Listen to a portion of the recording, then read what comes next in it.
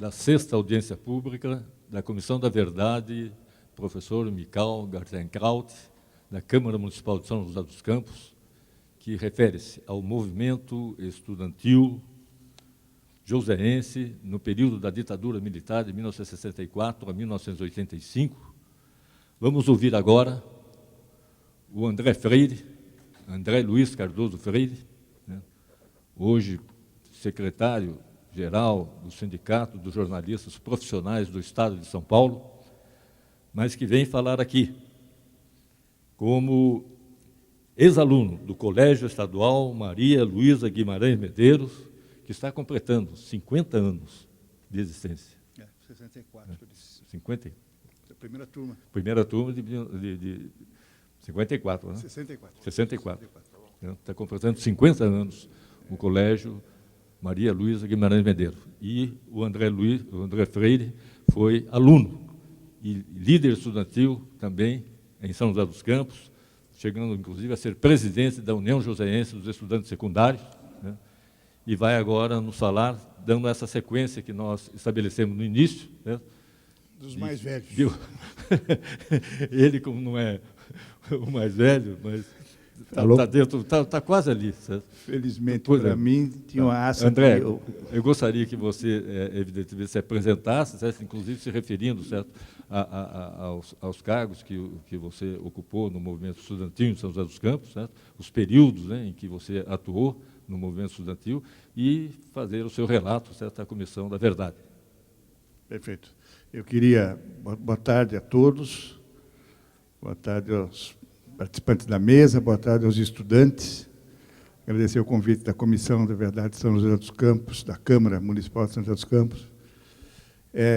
A gente sempre gosta de falar daquilo que a gente participou, principalmente se tratando daquele período muito difícil para a sociedade brasileira, para o povo brasileiro, para os trabalhadores brasileiros e para os estudantes também, né?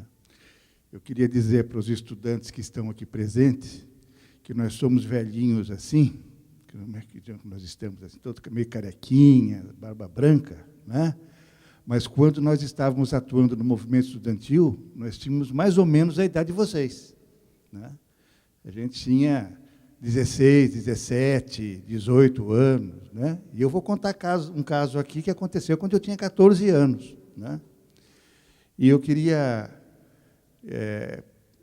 preste bem atenção no trabalho dessa comissão toda, nesses depoimentos nossos, mas de todo o depoimento, para vocês saberem o que aconteceu no Brasil antes de vocês nascerem, né? E se hoje vocês têm liberdade democrática no país, isso custou muito caro para muita gente. Vocês viram, por exemplo, o depoimento daquela companheira que estava sentada aqui no lugar que eu estou agora, da Aparecida, né? Palmeira, Maria Lúcia Palmeira, né? O que aconteceu para quem lutou contra a ditadura, né? Aqui na mesa nós temos o Lobo, temos o Luiz Paulo, temos o Cláudio Vieira, que enfrentaram as salas de tortura, e tortura é tortura mesmo, como o companheiro aqui, o Ovídio Ferreira Dias, que enfrentaram a tortura para que a gente pudesse derrubar essa ditadura que acabou acontecendo depois, muito tempo depois, para que hoje a gente tivesse uma sociedade democrática, para poder lutar por mais coisas, para poder lutar por justiça social, que ainda nós não conseguimos. Justiça social, a plena justiça social, nós ainda não conseguimos. Nós temos que lutar por isso. Nós temos a democracia, nós temos a democracia formal, a democracia política. Nós não temos a democracia econômica, nós não temos a democracia que reparte a riqueza entre todos aqueles brasileiros que trabalham pela riqueza nacional, né? Bem, eu queria dar uma corrigida aqui. Eu atuei, eu fui ex-aluno do Grêmio Estudantil do Maria Luísa de Guimarães Medeiros, o colégio lá de Santana, e é verdade, eu fiz o ginásio lá, inclusive, estreando, viu, Luiz Paulo? O colégio, inaugurando o colégio, foi a primeira turma, eu entrei em 1964, lá, 50 anos, está falando aqui, você se lembrou muito bem. Em 1960, foi a primeira turma do Colégio Maria Luísa Guimarães Medeiros, que tinha curso, que começou a ter curso diurno, que não tinha lá no bairro de Santana, onde eu nasci. Bem, a questão do movimento estudantil, né, eu quero ver se eu foco mais ou menos a presença da ditadura entre os estudantes, como ela estava presente em todas as atividades da sociedade, nos sindicatos, nas fábricas, né? Onde houvesse gente, a ditadura estava presente, né?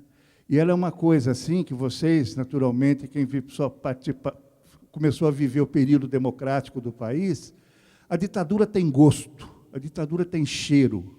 A ditadura, para aqueles que têm consciência da ditadura, é uma coisa com que a gente acorda e dorme com ela seguidamente. A minha geração, eu vivi a ditadura durante 25 anos e acordei e dormi com ditadura durante 25 anos.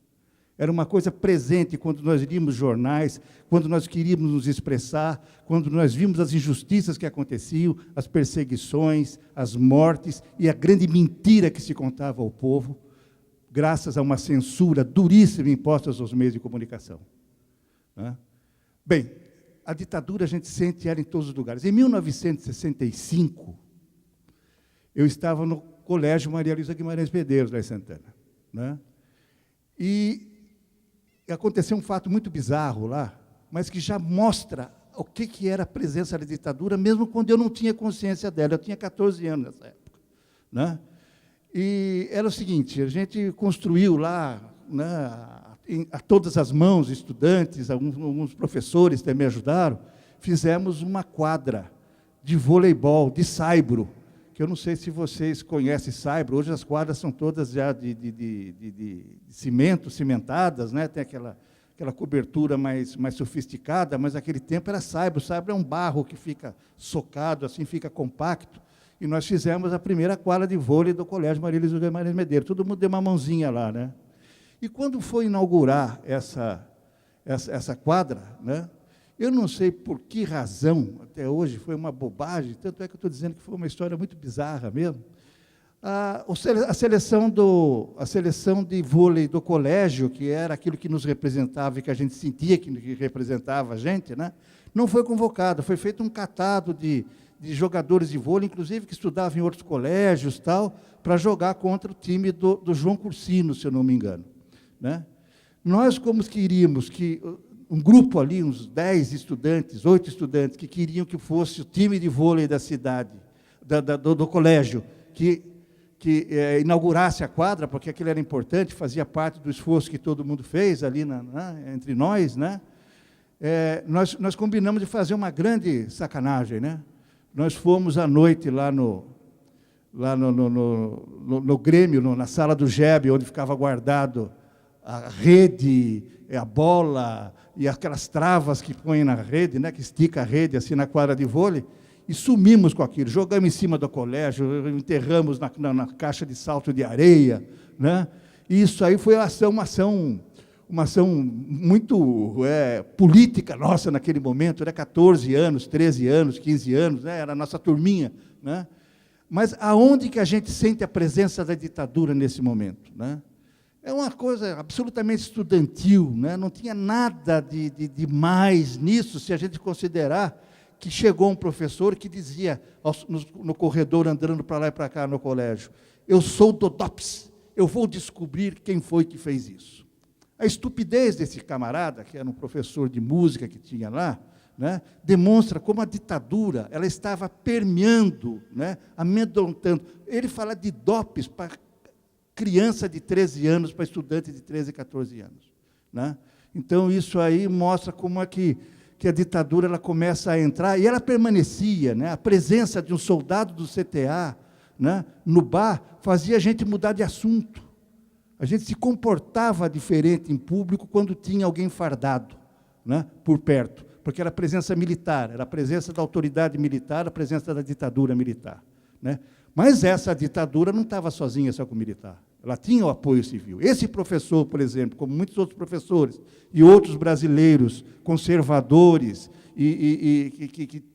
que tem mesmo, tinha por aí, apoiava essa ditadura e dava sustentação política a ela, né? Além das grandes empresas nacionais e multinacionais que financiaram a ditadura, financiaram a tortura, né? Era financiamento, dar dinheiro para o delegado Fleury Dopes, que torturava, dar dinheiro para oficiais do Exército, para todo mundo que participava de sessões de tortura, né? Então, isso são os multinacionais. E a opinião pública da classe média brasileira, tal, que apoiava a ditadura porque achava como foi batido na cabeça de todo mundo, né? Foi imposto a todo mundo aquilo que era democracia e que aquilo estava combatendo o mal maior, o comunismo, o sindicalismo e outras expressões políticas, né? Que eram coisas para serem discutidas, mas não combatidas, né? Evidentemente. No João Cursino, a gente sente também a presença da ditadura. E a primeira vez que eu comecei a estudar no João Cursino com 17 anos, em 1968. Né? Fazer o primeiro ano do curso clássico. Naquele tempo tinha um negócio chamado curso clássico, que é o segundo grau hoje, eu acho, né, professora? Tem alguma professora aí, o segundo grau, né? E eu tinha o científico A, científico B, que os alunos do científico B faziam medicina, o do científico A eram encaminhados para engenharia, mais para ciências exatas, então. E nós, do curso clássico, nós éramos assim, voltados para humanidades, né? Geografia, história, filosofia, né? Língua portuguesa, literatura, né? E línguas também, né? Era aquilo que a gente estudava no curso clássico. Eu fui fazer o curso clássico no João Cursino, né? E entrei num grupo de teatro que estava montando uma peça chamada Alto da Barca do Inferno, né? Então, nós começamos em março, né? Mas começamos a ensaiar a peça a partir de junho, né, mais ou menos, eu acho que foi isso, mas a gente já sentiu a presença da ditadura no dia 13 de dezembro de 68, quando foi baixado o AI-5, e que nós fomos obrigados a interromper a peça, porque nós já tivemos, o diretor veio e já proibiu para que não tivesse problema com as autoridades militares, principalmente com o CTA, que era a grande influência, né, da ditadura dentro da cidade. Muito embora um monte de gente que foi preso aqui na cidade não tenha sido pelo CTA, mas a presença do CTA era a expressão da ditadura dos militares, né, no meio da sociedade de São José dos Campos, né. Então, começou com essa peça de teatro. A gente já sentiu o primeiro baque do né, e o AI-5 era exatamente para acirrar, para apertar o torniquete, né, e aumentar a repressão, né. Logo em seguida, em maio de 69,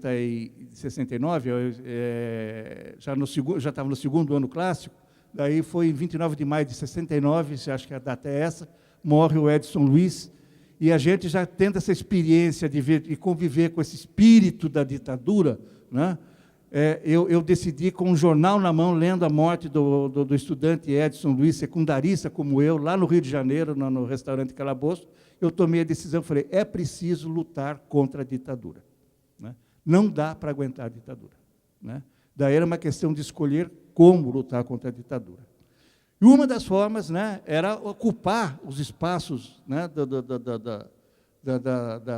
estudantis, né, da organização da sociedade, porque a ditadura ela não perseguia somente pessoas que estavam ativamente contra ela, ou que estavam, por exemplo, fazendo a luta armada contra ela, ou fazendo uma oposição política formal, de esquerda, ou qualquer coisa assim, né? Ela desorganizava a sociedade, né? Ela não podia ter a sociedade organizada. E assim os sindicatos eram atingidos, as entidades estudantis, todas elas fizessem ou não fizessem política, né? E o Grêmio, que eu era daí em 1969, eu participei da eleição do Grêmio e fui eleito vice-presidente do Grêmio, do GECA, que foi o Grêmio que o Zé Félix foi presidente muito antes, que o Cláudio foi diretor também, presidente do GECA, né? Aquele velho GECA, que naquela época, Zé Félix, o GECA tinha 28 anos, né?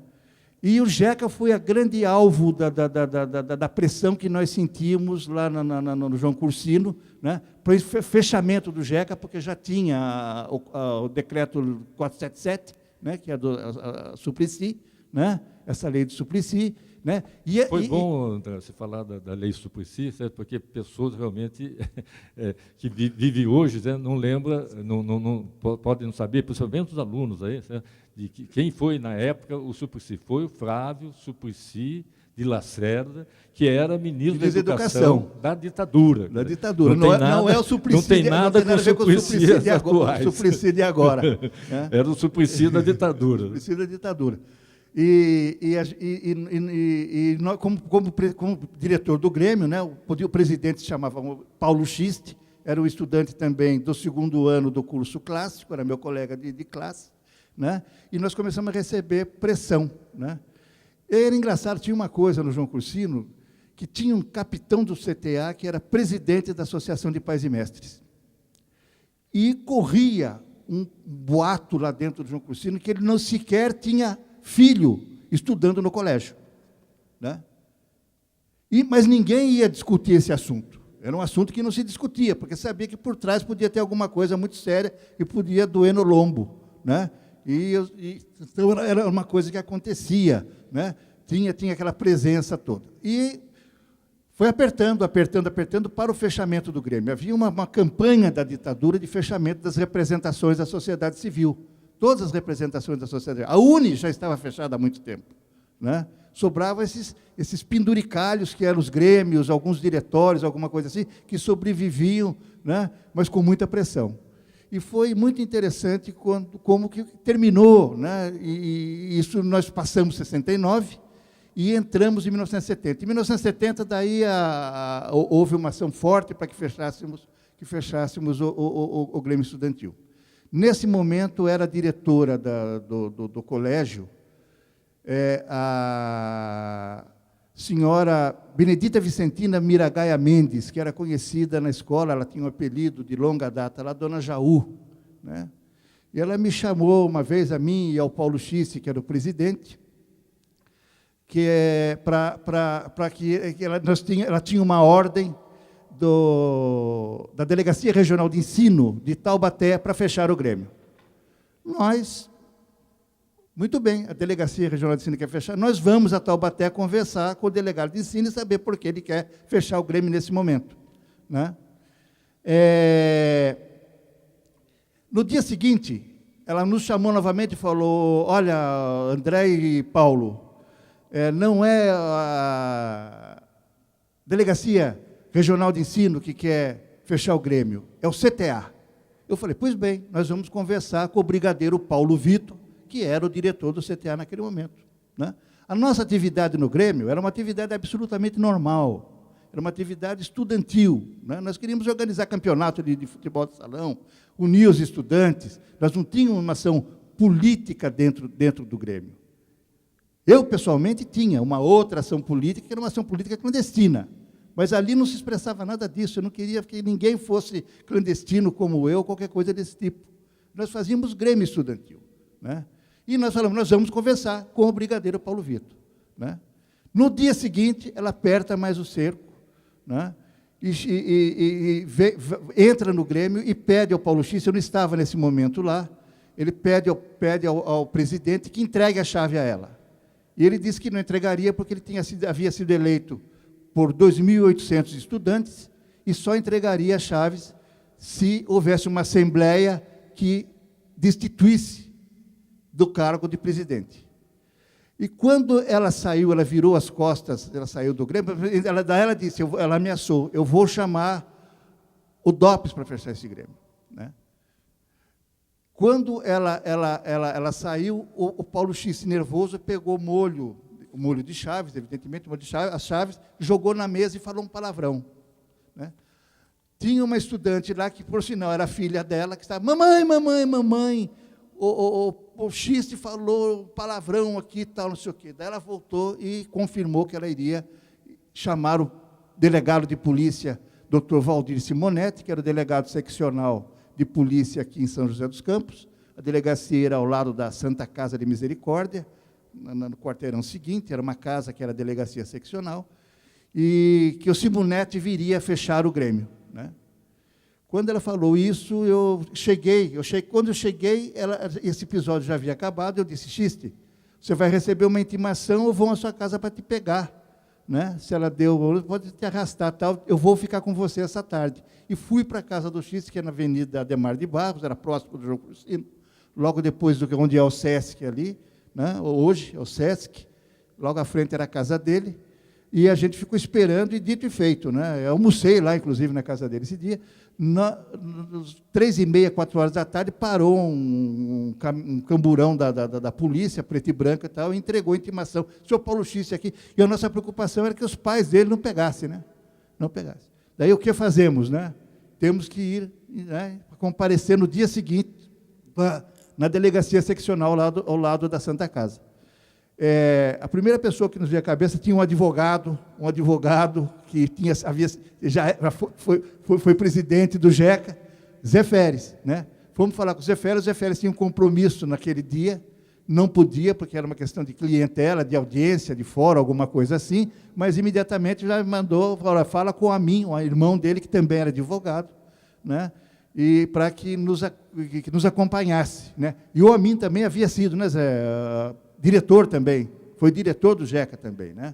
Então, isso estava tudo consertado, muito bem arrumado, né? E no dia seguinte nós fomos. Eu acompanhei o X, que havia sido intimado, ele que havia sido intimado, mas eu fui junto, solidariamente, até porque, se ocorresse alguma coisa com ele, eu queria estar perto, né? A gente não sabia quando ia falar com a polícia naquela época, se voltava para casa ou não, né? Você vai até ali e não volta, né? Tem gente que saiu para comprar cigarro e até hoje não voltou, né, para casa, né? Está desaparecido até hoje. E a gente sempre tinha essa, né? A gente ficava absolutamente preocupado. Fomos lá quando eles ficaram uma meia hora com o Amin, o doutor Amin, mais o Paulo, dentro da sala do delegado. E quando saiu, a primeira pessoa que eu olhei não foi nem para o presidente do Grêmio, foi para o advogado. Falei, doutor Amin, então, ele falou, está tudo acabado, não tem como fechar isso aqui, que eles vão fechar isso aí de qualquer jeito. E o X, depois relatando, a gente voltando a pé aqui para o centro da cidade, ali de perto da Santa Casa, o X dizia que o doutor Valdir Simonetti batia nas costas dele e dizia assim, é bom que você entregue as chaves para a sua diretora. Dava um tapa nas costas dele. De amigo, né? É bom que você não dê conhecimento disso à imprensa, né? É bom que você obedeça, como que ele disse, senão a coisa vai piorar tal.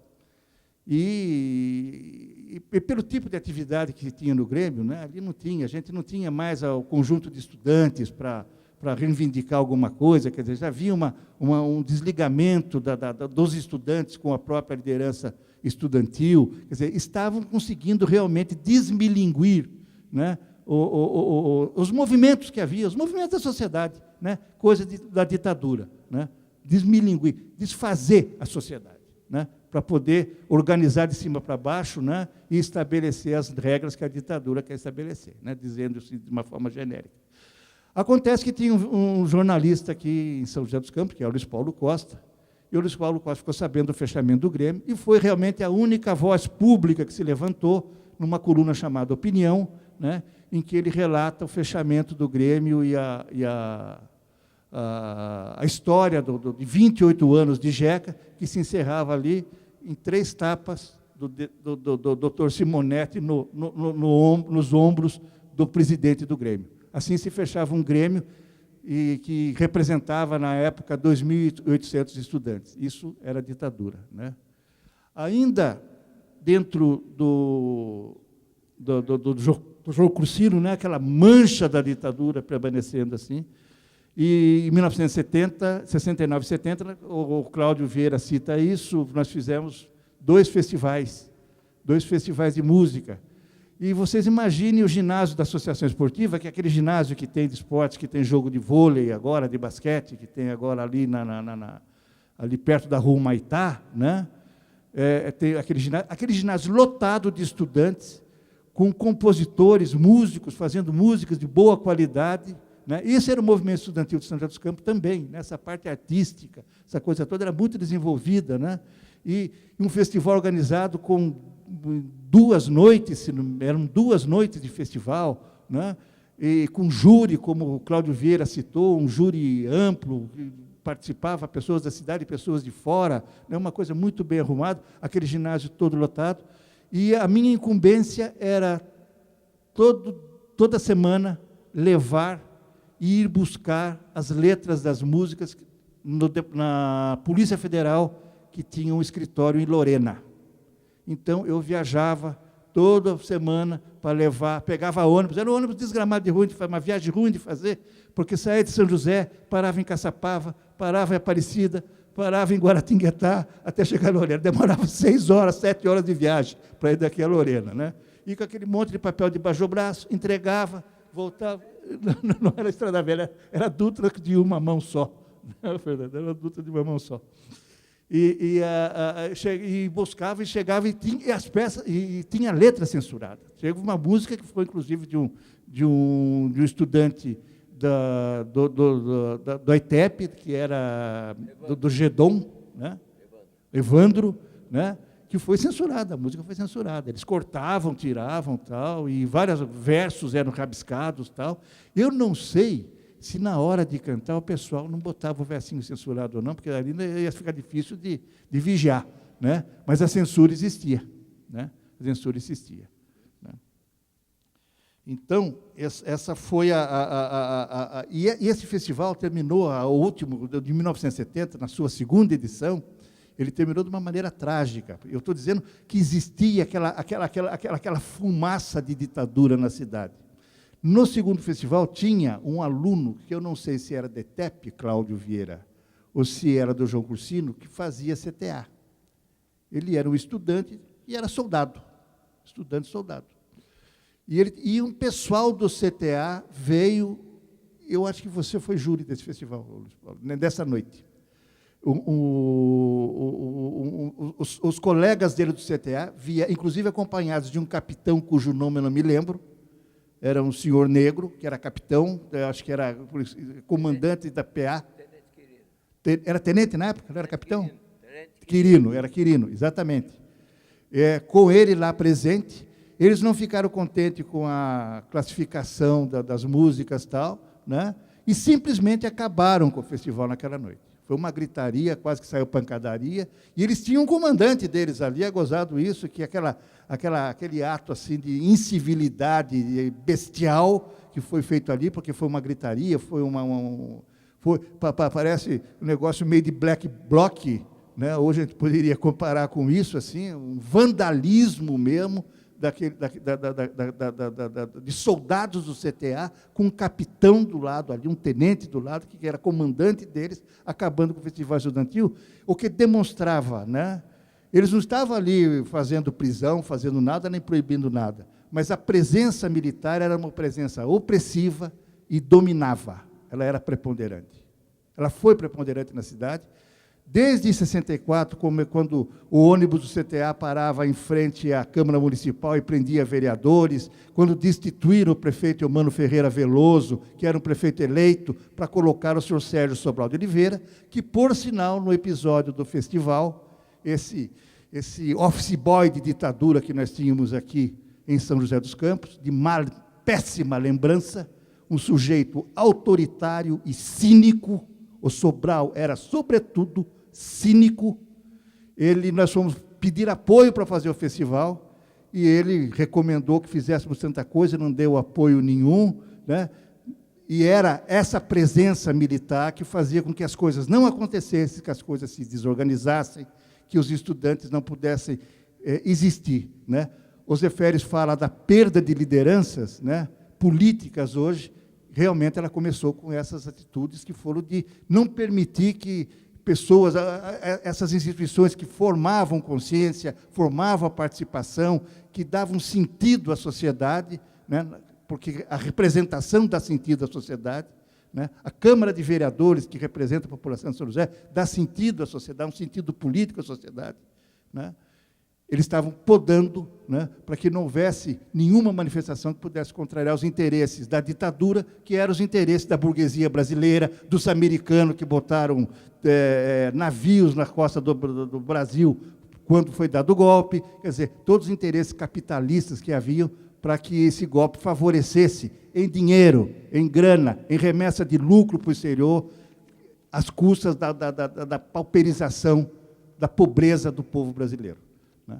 Então, eu acho que, deixa eu ver se não tenho mais nada, eu só queria recomendar aqui, com o Luiz Paulo, que Antes os suíços tiveram, os 2 suíços da ONU aqui, sim, que inclusive visitaram o grupo de teatro que eu participava na época, que estavam querendo, muito interessados em saber sobre tortura, né? Esses 2 suíços eu conhecia, tive 2 ou 3 encontros com ele, inclusive, na época.